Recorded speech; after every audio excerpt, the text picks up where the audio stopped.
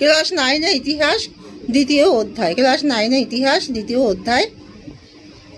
বিপ্লবী আদর্শ, নেপোলিয়নীয় সাম্রাজ্য ও জাতীয়তাবাদ। তোমরা সবাই মন দিয়ে শোনো আর লেখো।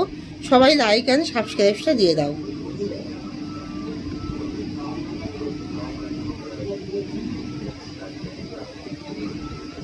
দাঁড়া বলছি।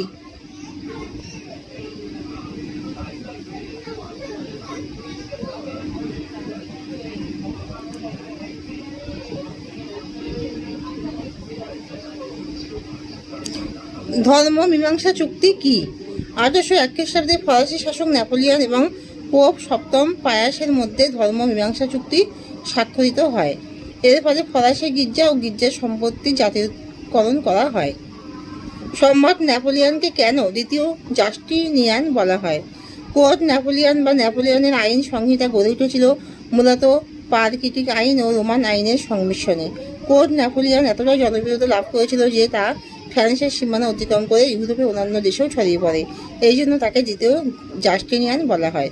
নেপোলিয়নকে বিপ্লবের সন্তান বলা হয় কেন? ফরাসি বিপ্লবের উদারনীতি নেপোলিয়নকে ক্ষমতা দখলে অনেক বেশি সাহায্য করেছিল। ফরাসি বিপ্লব ও শুধু সাম্য মৈত্রীর আদর্শ নেপোলিয়ন তার শাসনকালে কার্যকর করেছিলেন। ফরাসি বিপ্লবের মূল আদর্শগুলি তিনি ইউরোপের বিভিন্ন দেশে ছড়িয়ে দেন। তাই নেপোলিয়নকে বিপ্লবের সন্তান বলা হয়। কোড নেপোলিয়ন কি?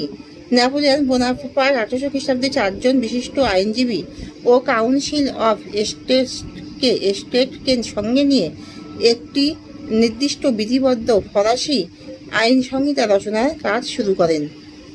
84টি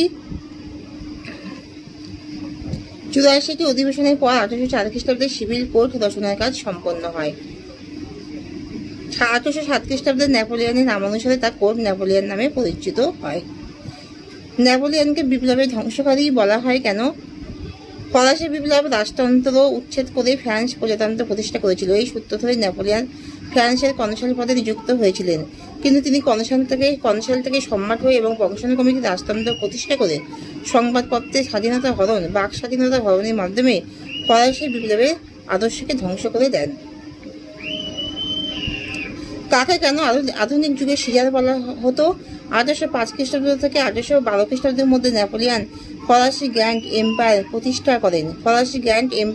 করেন, যা উত্তরে জার্মানির হামবুর্গ থেকে দক্ষিণে রোম, পূর্বে ইংল্যান্ড থেকে পশ্চিমে স্পেন পর্যন্ত বিস্তৃত ছিল। এই কৃতিত্বের জন্য তাকে আধুনিক যুগে সিজার বলা হয়।